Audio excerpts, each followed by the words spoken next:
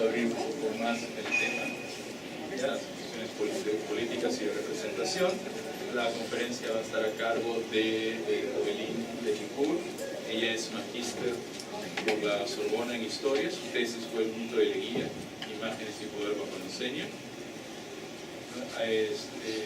Ahora trabaja también para la Sorbona y la Universidad de Ginebra, y tiene una beca del gobierno suizo, ¿no?, para trabajar en Washington y el IPE. La Universidad de Washington, ¿no? Y está desarrollando su tesis doctoral sobre la modernización del Estado en 1908 a 1930. Muchas gracias. Mis primeras palabras son agradecimientos, y especialmente agradecimientos para los organizadores, el profesor Contreras, el profesor González, así como Víctor Arambier. Igualmente quisiera aprovechar la ocasión para agradecer a todos por su presencia. Y déjenme también unos minutos para darles las gracias a la familia Ontiveros, acá presente, la cual soporta cada día con gran cariño desde años un terrible acento francés. Antes de empezar, no sé si me escuchan. No muy bien. Hay que cerrar.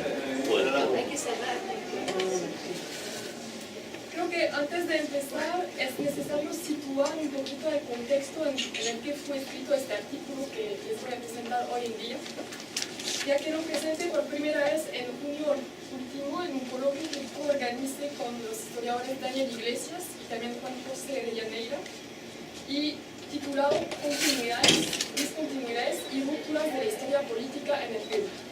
El propósito de este coloquio era fomentar una renovada lectura de la historia política del siglo XX. Y entonces le comento que nos encontramos actualmente en el proceso de edición y publicación en castellano de todos los artículos que fueron presentados este día, e incluso entonces este texto. Construcción y deconstrucción del leguismo. Entre historia y memoria, explorar las estructuras divergentes del once. No existe una sola memoria sobre el líder del onceno. La memoria es intrínsecamente diversa. Su relación con el pasado es afectiva, directiva y selectiva. Podemos observar que al menos existen dos memorias opuestas, dos memorias polarizadas, dos memorias en mucho excluyentes sobre cuál fue el rol de Augusto Leguía en la historia política del Perú. Para uno, Leguía no pasó de ser un dictador y un populista, un opresor del país que solo merecería el oprobio público. Para los otros, Leguía se erige como un héroe, un transformador y modernizador de su país, y finalmente como un mártir.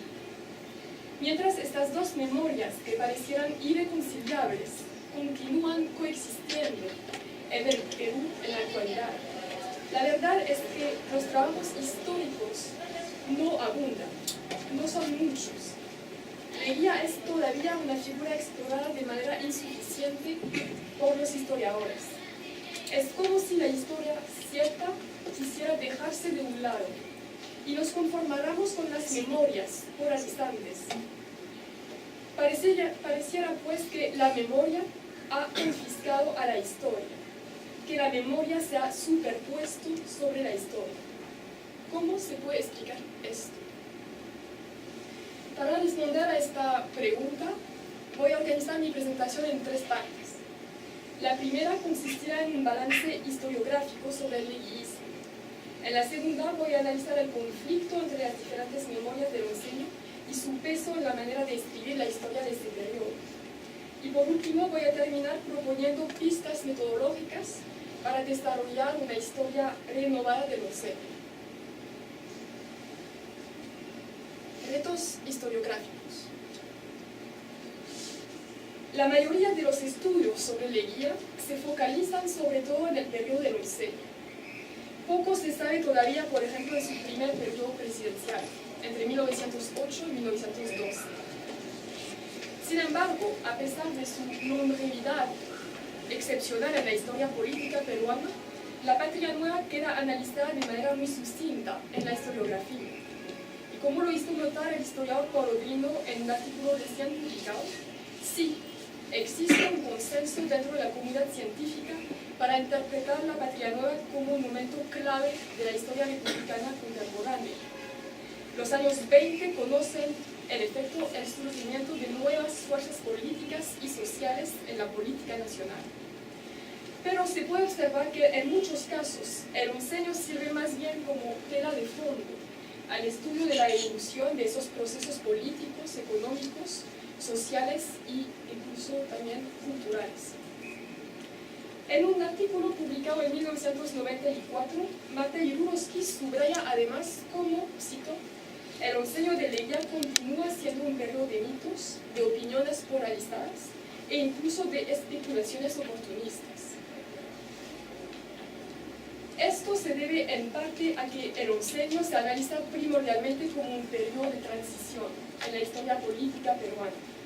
El año 1919 representando un punto de inflexión entre la república aristocrática y la era de los populismos de los años 30. La patria nueva habría favorecido el desarrollo de las fuerzas revolucionarias y de las masas, entre comillas, inaugurando entonces la profunda crisis del orden oligárquico en el Perú.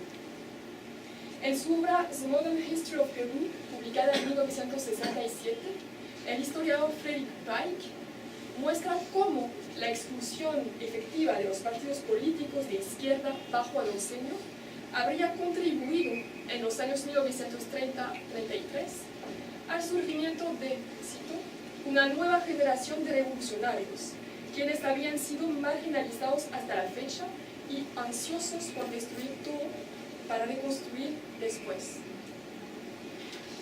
Como lo explica Paulo Drinot, cito, en la década de 1930, las lecturas del gobierno de Leguía se dan a la luz del conflicto político polarizado entre el sanchesterismo y la dictadura de Benavides por un lado, y el APRA y en menor medida los partidos comunista y socialista por el otro.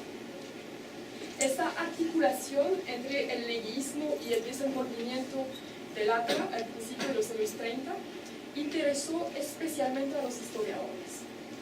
Según Margarita Shisekhe, cito, por encima de todo, necesitamos entender el leguismo como una instancia esencial para el nacimiento del APRA, como raíces de la oposición.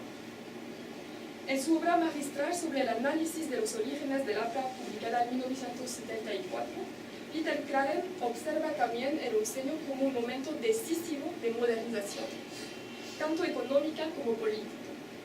La patria nueva finalizando el proceso de destrucción del legado oligárquico tradicional. El periodo que nos ocupa parece haber sido un particular objeto del estudio de la historia económica y social. La mayoría de los estudios específicos sobre el onceño fueron publicados entre los años 1960 y 80 y corresponden, por lo tanto, a la tendencia estructuralista cuyos enfoques son esencialmente socioeconómicos. La teoría de la dependencia sirve entonces de marco teórico a la interpretación de la patria nueva, es decir, la penetración capitalista, y en especial norteamericana, conjugada con el desarrollo de una nueva burguesía industrial y financiera, habría reemplazado en el poder a la tradicional élite agroexportadora. Desde los años 70 y 80, la discusión sobre la modernización, o dicho de manera distinta, la supuesta ruptura económica y política que hubiera provocado la patria nueva, constituye el punto central del debate historiográfico sobre el leguismo. Mientras que los años 90 ven florecer los estudios comparativos entre el onceño y la presidencia de Alberto Fujimori. Leguía el dictador de Luis Alberto Sánchez o la república autocrática de Pedro Planas son las mejores ilustraciones. Desde el principio de los años 2000, el renovado interés que por el onceño se basa en buena parte en estudios regionales y culturales. Notamos, sin embargo, que en su gran mayoría esos trabajos abarcan también la república aristocrática, así como el periodo de 1930. y por consiguiente no se focalizan específicamente en el estudio del onceño. Sin embargo, debemos mencionar que existen trabajos muy recientes que buscan reivindicar el onceño, así como su obra modernizadora. Y citaremos, por ejemplo, los trabajos de Enriqueta Leguía, la hija del presidente, del embajador Carlos Zamora, del empresario y escritor Guillermo Goldberger, pero también de parte de historiadores como María Delfina Álvarez Calderón, Juan Luis Orego Penagos y también Joana Hanna. Leguía entre apología y demonización. Sobre esta ausencia de trabajos de historia política que estén específicamente dedicados al estudio de la patria nueva, se pueden constatar importantes vacíos. Las fuentes producidas durante el onceño son muy reveladoras de un profundo debate provocado por las prácticas de poder del líder de la patria nueva. Como lo muestré en mi tesis de maestría en 1919, el presidente encarna el hombre providencial, el líder enviado por la providencia, el único capaz de solucionar la intensa crisis política y económica experimentada por el Perú al salir de la Primera Guerra Mundial. La legitimidad y la autoridad del presidente Leguía reposan entonces sobre un proceso de identificación mística y un culto de la personalidad. Su entorno político más cercano participó también del proceso de edificación de una imagen de líder y defensor de la democracia. Al contrario, sin embargo, otra corriente desarrolla una lectura mucho más crítica de la práctica del poder del presidente Leguía. Leguía aparece como tirano, dictador, y las estrategias y prácticas del poder de Leguía están entonces interpretadas como causas de retraso del desarrollo democrático del Perú. Abelardo Solís, ferviente adversario del régimen, quien se encontraba encarcelado durante el onceño, nos ofrece una descripción del autoritarismo del presidente Leguía. Cito: cualquier sospecha de oposición al régimen, cualquier comentario callejero, adverso a la política y a la conducta de los hombres que gobiernan, era objeto de la persecución y de la prisión. Toda la república se hallaba infesta por la plaga de los soplones, que había destacado el leguismo. En los cafés, en las cantinas, en los clubs, en las iglesias, en los cuarteles, en los colegios, en las universidades, en las escuelas, en todas partes, los agentes de la secreta pululaban, imponiendo silencio y terror. El dictador todo lo sabía. Las estrategias y prácticas del poder de Leguía hacen por ende que la democratización bajo el onceño sea una cuestión disputada, dándose inicio a una polémica durable alrededor del presidente de la patria nueva. Ya sea que se inscriban en la veneración o en la demonización sistemáticas, la mayor parte de estos escritos han sido elaborados durante el onceño o justo al momento inmediatamente subsiguiente a la caída del régimen de la mano de Sánchez Cerro. Sin embargo, una vez tranquilizadas las pasiones políticas, la controversia parece haberse mantenido profundamente, tanto en las representaciones colectivas como en la historiografía hasta el presente. ¿Cuál sería la explicación?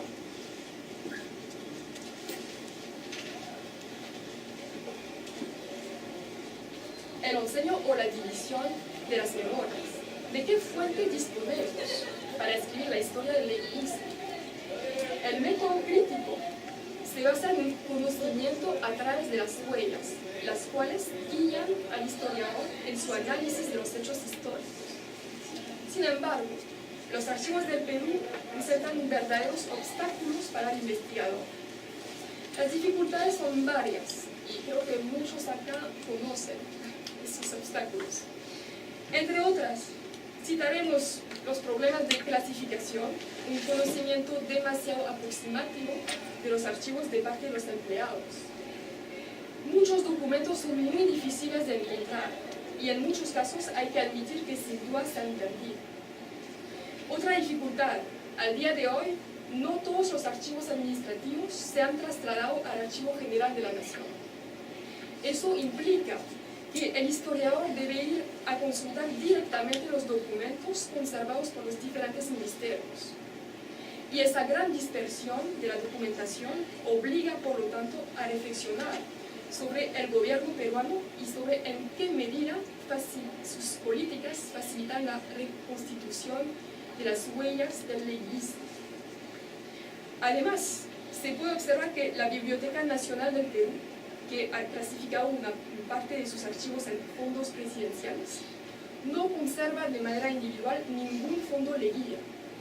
De la misma manera, el Archivo General no conserva ninguna colección leguía y las fuentes aparecen bastante incompletas. Igualmente, la correspondencia del presidente Leguía en esos años es imposible de encontrar. La tesis de María Delfina Álvarez Calderón, el saqueo olvidado, ataque a la casa de Leguía, viene a confirmar nuestra hipótesis en cuanto a la destrucción deliberada de las fuentes producidas por el régimen leguista y por su presidente. Esa destrucción ocurrió sin duda en los primeros momentos que siguieron el levantamiento de Arequipa en agosto de 1930. Basándose en el relato de testigos de la época, Álvarez Calderón reconstituye el saqueo de la residencia limeña del presidente el 25 de agosto de 1930, revelándonos el contexto de increíble violencia en el cual se produce el derrotamiento. El peso del oficialismo memorial. El estado de conservación de las fuentes conduce, por consiguiente, al historiador a dialogar con los silencios de la historia. Las dificultades que uno experimente para acumular sus fuentes acreditan la interpretación sobre la cual se construyó una memoria oficial, cuyo propósito fue olvidar, borrar este periodo del once. Esa memoria se difundió después de la caída del régimen en un contexto de antileguismo y de aversión extremos. Después de la eufórica elección presidencial de 1919, rápidamente las decisiones políticas y sociales del presidente Leguía, controvertidas unas, como por ejemplo la Constitución vial, suscitaron vivas críticas por parte de sus adversarios políticos. Como se señalaba anteriormente, ya durante el oncenio, parte de la opinión pública denunciaba con firmeza las prácticas del poder de Leguía, juzgadas como dictatoriales. Después de la revolución de Arequipa, que aparentemente fue vivida como una verdadera liberación nacional, si analizamos la prensa de la época, un fuerte sentimiento antileguista atraviesa la sociedad peruana entre los años 1930 y 32. La desaparición de todos los símbolos y manifestaciones del leguismo en el espacio público atestigua un proceso político y social que pretendía borrar todo un tramo de la memoria política del país. La avenida Leguía, por ejemplo, que fuera desde entonces emblemática del régimen, es simbólicamente rebautizada como Avenida Arequipa, mientras desaparecen las estatuas y los demás monumentos que recordaban los últimos 11 años que acaban de transcurrir. En el centro de la capital limeña, la cual sale en 1930 profundamente transformada por la política de obras públicas del oncenio, hoy solo queda una estatua del presidente Leguía, situada irónicamente en la avenida Arequipa, y aún más en medio del frenético y horrible tráfico de Lima. La inauguración de la nueva estatua de Leguía, que mide 1,70 metros y que ocurrió el sábado último, el 23 de noviembre, a iniciativa de la familia Leguía, le da más visibilidad al presidente Leguía en el espacio público. Sin embargo, hay que notar que la noticia salió de manera muy sucinta de la prensa, es decir, apenas 5 líneas en el Comercio y solo un artículo, pero sin profundidad, sin análisis histórico o cualquier contenido intelectual en la República. El ambiente apasionado de inicios de los años 30 se manifiesta además tanto por el encarcelamiento del presidente Leguía como por la creación del Tribunal de Sanción Nacional, y que en realidad no tenía verdadera legitimidad. la detención del expresidente pareciera inevitable para las autoridades políticas partidarias del gobierno Sánchez Cerro, los informes de los cónsules británicos exponen, sin embargo, la polémica que origina esta detención. En efecto, un fuerte debate atraviesa la sociedad peruana sobre las condiciones de detención del expresidente. De un lado, en razón de los honores debidos a un presidente, ya que es un caso inédito hasta la fecha, y del otro, por su preocupante estado de salud. Mientras esta empeora gravemente, Leguía sufre el 19 de noviembre de 1931 de un ataque al corazón. El gobierno, temiendo que Leguía fallezca en la cárcel, decide trasladar al enfermo al British American Hospital. Sin embargo, este traslado generó la indignación de los antileguistas, pero es que el periódico El Comercio se hizo el portavoz. El informe británico de la época dice, cito, El Comercio publicó un artículo en el cual culpaba al gobierno por haber tomado una decisión tan importante como la de trasladar al prisionero, ya que, según el periódico, el presidente solo sufría de una gripe y que los médicos no habían decidido su traslado. Curiosamente, mientras las fuentes producidas por la Patria Nueva son muy incompletas y de difícil acceso para el investigador, al contrario, los archivos del Tribunal de Sanción Nacional están muy bien conservados en el Archivo General. Durante el juicio, el expresidente, acompañado de su hijo Juan, así como de algunos otros altos funcionarios de la Patria Nueva, deben responder de las acusaciones formuladas contra ellos de corrupción y de enriquecimiento ilícito.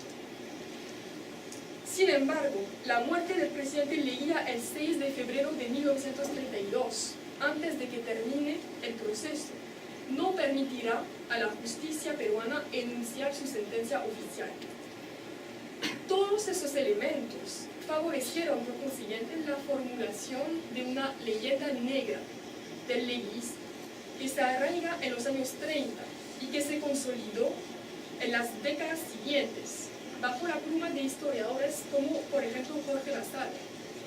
En su monumental Historia de la República del Perú, la edición de 1940, Lassalle, además de enfocarse en las obras públicas del Onceño, insiste mucho en el carácter corrupto y depresivo del Estado leguista. Esta edificación memorial del Onceño coincide con la memoria manipular, para retomar la terminología elaborada por el historiador Paul Ricoeur. Este historiador se refiere con esa expresión a una memoria que sea instrumentalizada por una historia oficial, es decir, la historia enseñada y celebrada públicamente. La difusión de esta memoria oficial se ha convertido en el fundamento, la base, en la cual se ha enraizado la historiografía peruana. El discurso histórico formulado por los opositores del leguismo, que encarnaban tanto las élites civilistas como los exiliados apristas, en particular después de mayo de 1923 y de la represión de las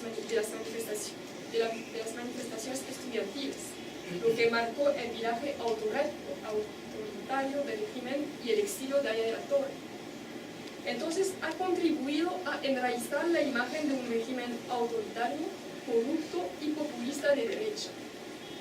Esas condiciones invitan, por lo tanto, al historiador a interrogarse sobre los usos políticos del pasado. El estudio del leguismo constituye entonces un caso formidable para plantear la relación analítica entre memoria e historia en el Perú. El peso de una memoria oficial del Onceño permite cuestionar la sociedad peruana sobre los usos políticos de su propio pasado. Teniendo en la mira este propósito, la producción historiográfica se perfila como instrumento para aprender el modo en que la sociedad peruana utiliza su pasado y percibe el tiempo en el cual se desarrolla. El estudio de la sociedad peruana, el estudio de las historias nacionales y demás monografías de larga duración nos permiten analizar cómo la narración histórica es construida y por lo tanto cómo el tiempo histórico es construido. De hecho, como lo nota el historiador francés François Hartog, la estructura de la narración histórica tiene como propósito fundamental, cito, comprender las relaciones entre diferentes temporalidades y entre pasado, presente y futuro. Desde la historia monumental de Jorge Basaga, pasando por las 300 monografías de Peter Craig y de Carlos Contreras y Marcos Cueto, observamos que en esos proyectos de narraciones cronológicas y panorámicas de la historia nacional peruana, el Onceño de Leguía navega entre el encanto del olvido y la necesidad de recuerdo. En la década de los 90, la construcción de la memoria oficial del leguismo como régimen corrupto, conservador de derecha, autoritario y populista, sirvió de marco teórico para el análisis de la presidencia de Alberto Fujimori. Varios estudios han pretendido analizar el fujimorismo a través del diseño. En esos términos, el historiador Antonio Zapata se interroga, cito, ¿fue el gobierno de Fujimori un caso singular, sin mayores antecedentes en la política peruana? Si se observa bien, se encuentra que registra numerosos antecedentes en la historia política nacional. El ejemplo más comentado es la comparación con el régimen de Augusto Leguía. En efecto, tanto Leguía como Fujimori son los únicos presidentes peruanos que han sentado en el banquillo de acusados. Destacan negativamente los gobiernos de Leguía y Fujimori. Son los peores del siglo XX y también las que más huellas dejaron, posiblemente porque se sentían impunes y soñaron quedarse para siempre. El uso del leguismo es impresionante porque sostiene un doble proceso, la condenación y la ejemplificación del pasado. El onceño se ha convertido por los historiadores como el ejemplo de lo que no debe repetirse. Así lo formula, por ejemplo, Luis Alberto Sánchez en el prólogo de su libro Leguía el dictador. Dice, lo hago por una necesidad moral e intelectual. He pensado que el cotejo con Leguía podría ser interesante por la democracia. Eso es también muy visible en la trama narrativa de los libros históricos de secundaria. Aquí tiene un extracto. Hay muy pocas páginas dedicadas al estudio del onceño. Y Leguía aparece, diría obviamente, como dictador. También, inmediatamente en esos libros de historia de secundaria, viene la comparación con Fujimori. Es decir, que se destruye la distancia entre pasado y presente. Este pasado no pasa. En un tiempo de crisis, como significó el gobierno de Fujimori para la democracia, esa trama narrativa tiene como propósito aclarar el presente al recurrir al pasado. Aún enterrado en las décadas anteriores, el pasado resurge en el presente para servir de lección de vida. La comparación con el leguismo debe evitar la repetición de errores pasados. Que se olvide, vuelva una excepción. Una memoria oficial competida, la ofensiva pro-leguía. Apenas encarcelado, la red de los fieles leguistas se movilizó e intentó ocupar el terreno frente a la acción política y el discurso omnipotente de los detractores del expresidente. Los primeros ataques a la edificación de la leyenda negra del leguismo provienen de revistas leguistas, tales como la revista semanal o Buen Humor. Esta última fue fundada en mayo de 1931. Estas revistas ofrecen verdaderas tribunas mediáticas para la defensa del expresidente. Aunque estén marginalizadas, estas posiciones terminan por convertir el onceño en una cuestión muy disputada, inaugurando así la profunda polémica sobre el régimen de la Patria Nueva y su presidente. El 31 de diciembre de 1931, el artículo publicado por el fundador de Buen Humor, Leonidas Rivera, bajo el título, cito, el suceso político más grande de la historia del Perú, la injusta prisión del expresidente Leguía debe cesar en el momento. Ilustra, por lo tanto, la batalla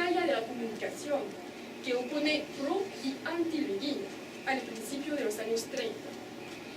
Sin embargo, esa movilización de los leguistas se encuentra notablemente silenciada en la historiografía peruana. Además, como sale la noticia del sepelio de Leguía en 1932 en la prensa, es muy interesante, porque pueden ver que oscila en el recuerdo y el olvido. Acá tienen noticias publicadas en La Crónica y Buen Humor, y miramos cómo fue tratado en el comercio. Hablan del carnaval de la fecha. La celebración de las fiestas del carnaval. El mismo día. El mismo día.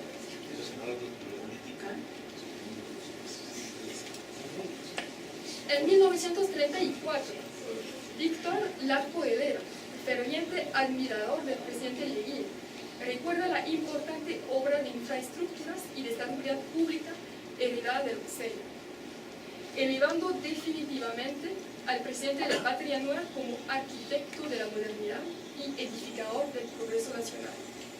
Cito: es necesario recordar que hasta 1919 no existieron caminos, sino los trazados por los autóctonos en épocas del Canal, que en el rico departamento de Loreto no existía colegio de instrucción secundaria, no obstante su importancia demográfica, social y económica, que las ciudades del Perú se asfixiaban por estrechas y por las deficiencias de todo orden. Lima era solo unas cuantas casas de señores feudales y algunos cientos de callejones en las cuales vivía el pueblo como en ratoneras.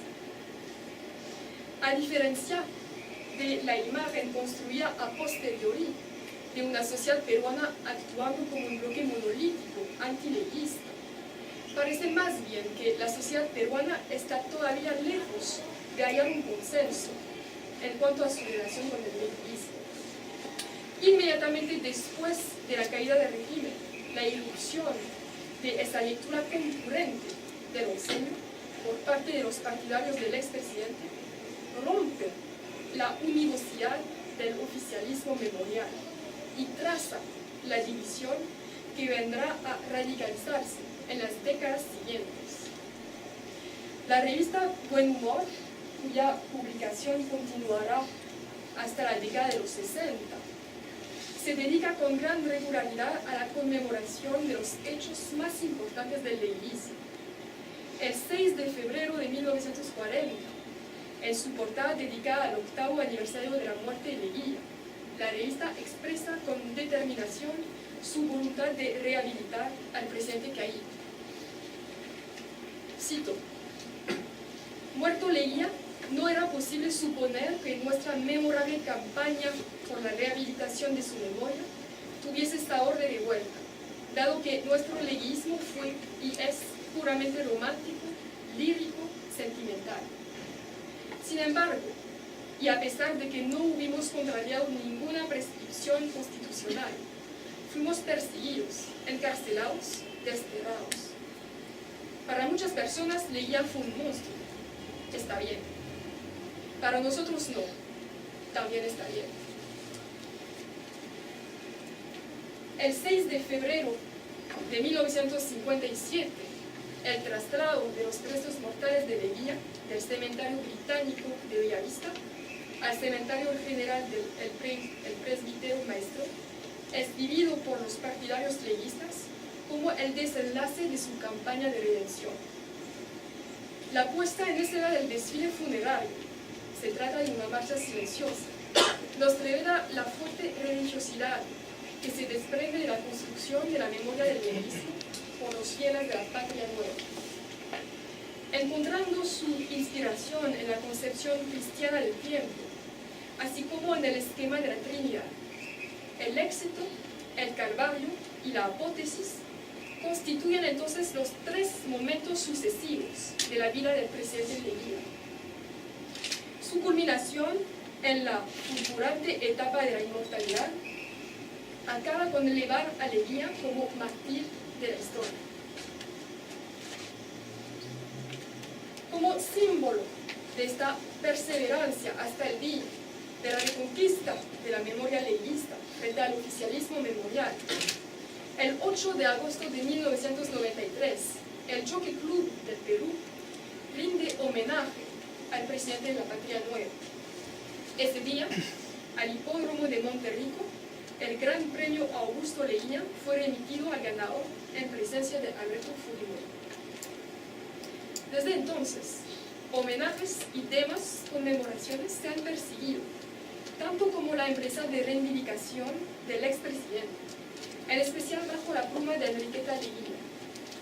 En su última y recién publicación, La verdad sobre el aseado golpe de 1930 contra el presidente don Augusto Leguía, la autora concluye diciendo: ahora el país tiene una segunda oportunidad, el esclarecimiento de la verdad de los hechos y la verdad de la historia. Justicia peruanos, justicia y reconocimiento de lo ocurrido tal cual sucedió, y no como nos han hecho creer que fue. El Tratado de 1929, la otra historia, publicado por Félix Calderón, con apoyo del Congreso peruano durante el gobierno fujimorista, así como más recientemente el libro del embajador Carlos Astamor, titulado Leguía, la historia oculta, reflejan esta memoria nostálgica del onceño al mismo tiempo que buscan operar un revisionismo histórico. Cito a Astamor: estas páginas buscan arrojar la necesaria luz sobre su persona y su gobierno, para que los peruanos de hoy lo puedan juzgar por sí mismos, ya sin vetos inquisitoriales, tutelas intelectuales, ni intimidaciones políticas.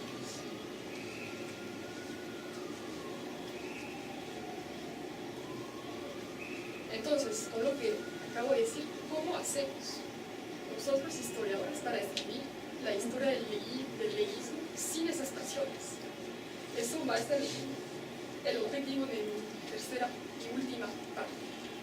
Retos metodológicos para una historia renovada del diseño. Por su acción de dividir el tiempo en periodos distintos, el historiador le da sentido y asume la responsabilidad de hacer inteligible el pasado. Por medio de un permanente movimiento pendular entre el pasado y el presente, el historiador construye su tiempo, el tiempo histórico.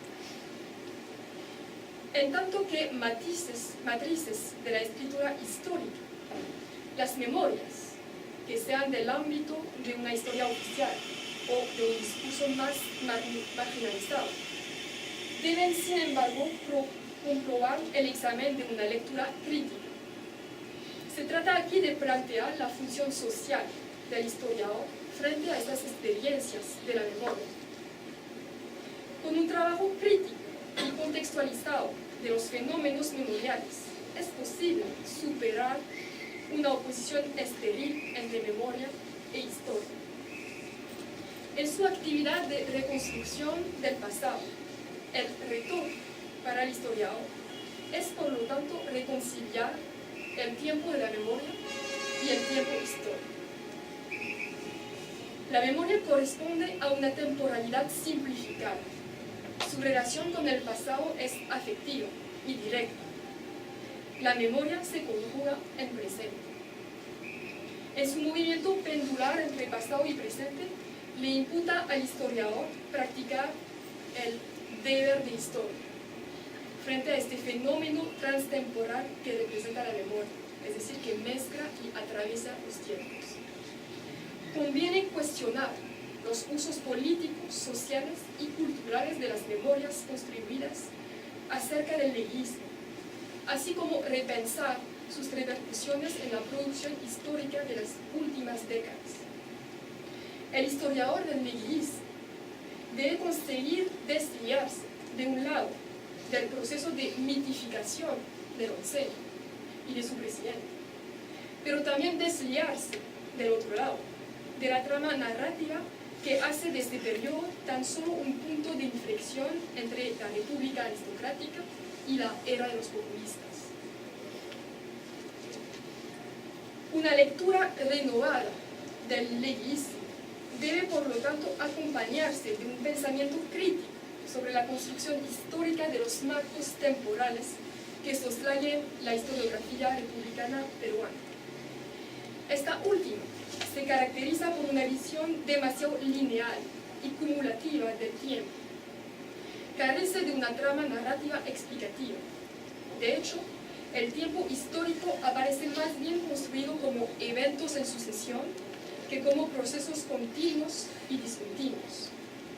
Nos parece que tiene una trama narrativa demasiado rígida para esclarecer la pluralidad de las temporalidades que obran en las realidades políticas, económicas, sociales y culturales de los diferentes periodos de la historia peruana.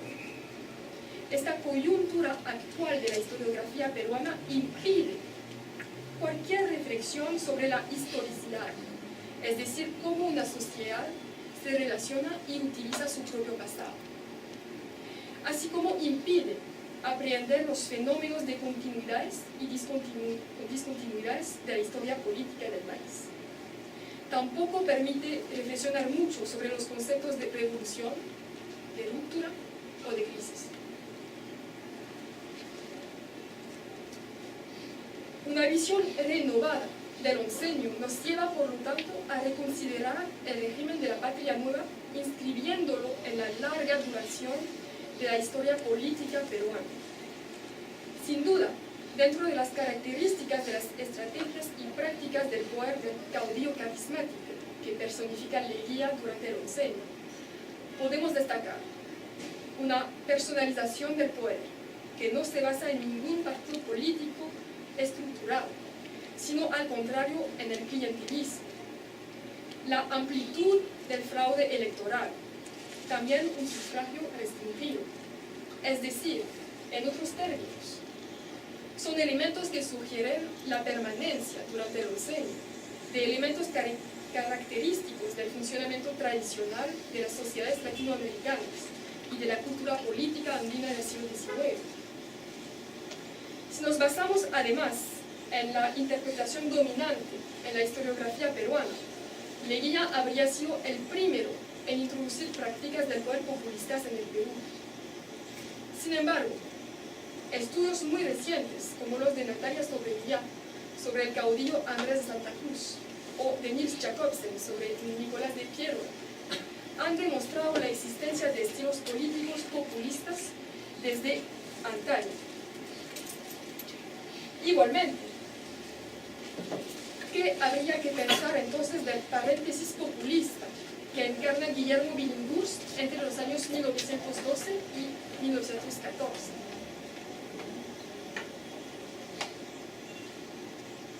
La historiografía peruana persiste en analizar esas experiencias políticas y, en particular, como lo pueden ver acá, es un extracto de Santillana, el manual escolar. Y, en particular, entonces, la experiencia de Billinghurst dentro del marco teórico de la dicha república aristocrática.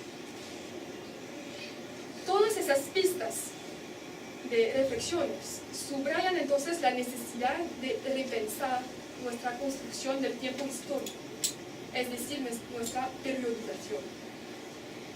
En efecto, en el caso de Leguía, ¿en qué medida una fecha política, como la del 4 de julio de 1919, es decir, cuando Leguía regresó al poder, puede representar una verdadera ruptura histórica y, por consiguiente, justificar el principio de un nuevo periodo cronológico? Reconsiderar de manera decisiva, con contundencia, las articulaciones entre el proyecto civilista y leguista al principio del siglo XX inicia entonces una nueva y vasta obra para el historiador. Si bien es verdad que heredamos de los historiadores que nos precedieron ciclos, periodos, etc., y eso de manera inevitable, sin embargo, es necesario que cada historia, que sea política, social, cultural, económica, construya sus propios periodos. El tiempo histórico no debe ser ya hecho previo a una investigación.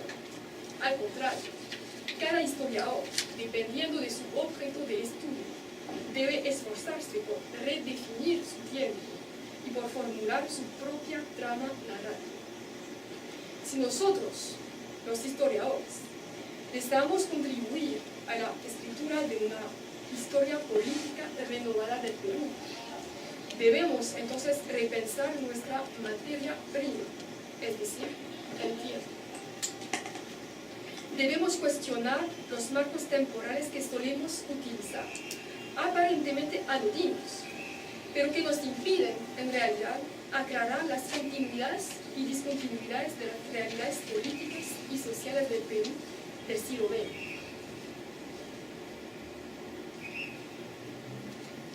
En 1978, el líder aprista, Víctor Raúl Haya de la Torre, quien fue el mismo empujado al exilio durante el diseño, declaró que Leguía fue el mejor presidente del siglo XX peruano. No obstante, cito, una pesada losa de silencio y olvido cayó sobre su memoria, para que durante estos 80 años 4 generaciones de peruanos ignoraran la grandeza de su obra, como lo notó el embajador Alzamora con ocasión de los 80 años de la muerte de Leguía. Si el año 2012 fue marcado por esa conmemoración, son sobre todo las condiciones de detención del expresidente Fujimori y el intenso debate sobre el indulto, lo que ha hecho que la figura de Leguía se convierta nuevamente en centro de atención. Además, el inicio del fallo de La Haya sobre las fronteras marítimas con Chile ha permitido nuevamente señalar las ambigüedades de las autoridades políticas peruanas frente al legado de la política leguista. Cada vez que se habla del Tratado de 1929, podemos ver que no se nombra al presidente Leguía. Igual silencio cae sobre la recuperación del Tarata, y así como en la actualidad sobre la irrigación de Olmos. Estaba consultando esta mañana la página web del proyecto especial Olmos del gobierno regional de Lambayeque, y esta página web dice, por ejemplo, que este proyecto fue, cito, identificado a comienzos del siglo pasado con el propósito fundamental de derivar recursos hídricos de la vertiente del Atlántico hasta la del Pacífico. ¿Dónde está Leguía? Entre leyenda dorada y leyenda negra, podemos concluir que existe una variedad de los usos, a la vez memoriales y políticos del onceño y de la figura de su presidente. El régimen de la Patria Nueva sigue siendo el objeto de una intensa polémica en la sociedad, así como en la historia política peruana, dando muestra entonces de las dificultades con las que el historiador debe enfrentarse para poder escribir una historia crítica del leguismo. El historiador debe desviarse de interpretaciones que se han solidificado sobre el pasado y que siguen muy presentes en las memorias colectivas. No obstante, en este panorama general, notamos que en febrero de 2013 se inició un ciclo de conferencias sobre Leguía por motivo de los 150 años. ¿Será que este ciclo representa el primer paso de un largo camino de relectura del onceño que debemos hacer la comunidad de historiadores del Perú?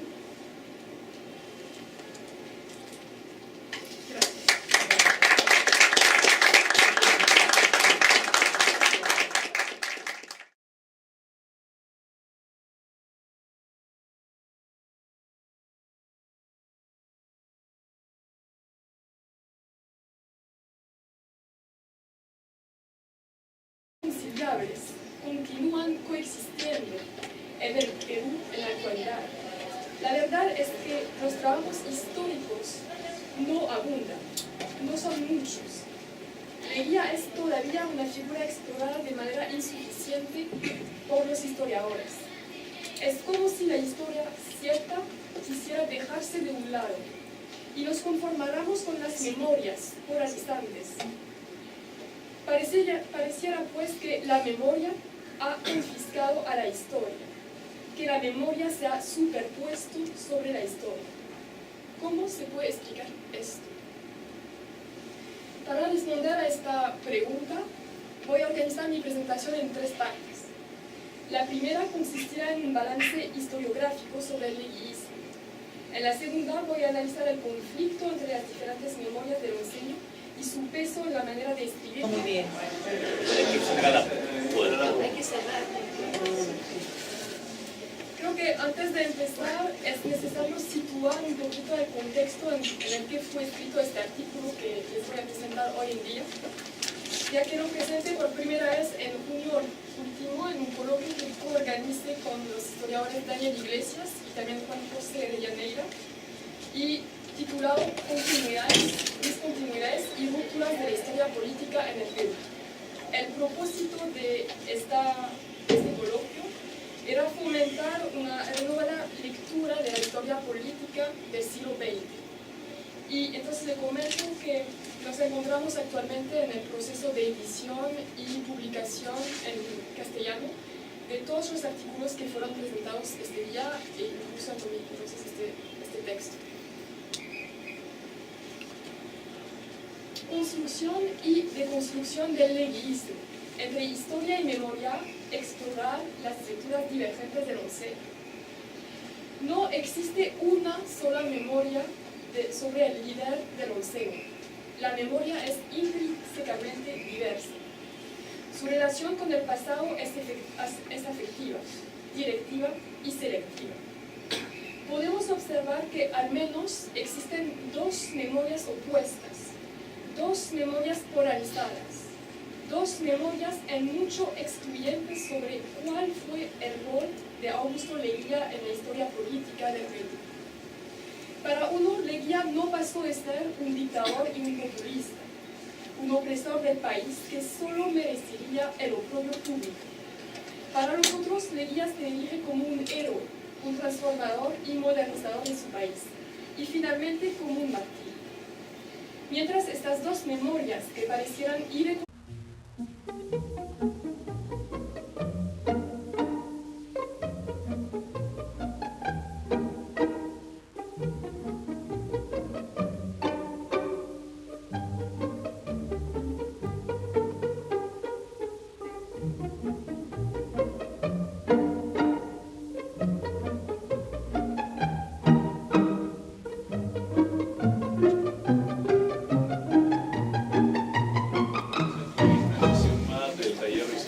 que ahora no necesariamente el tema va a estar relacionado con la económica, vamos a abrir un poco más el tema de las instituciones políticas y de representación.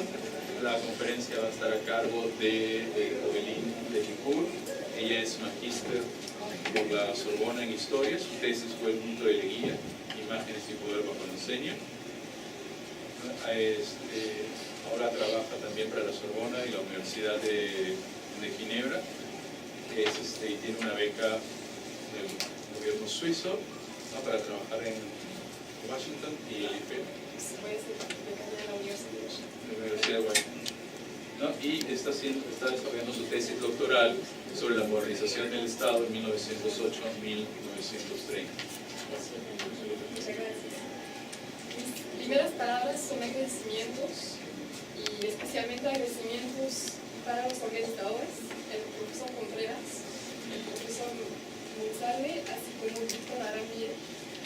Igualmente quisiera aprovechar la ocasión para agradecer a todos por su presencia.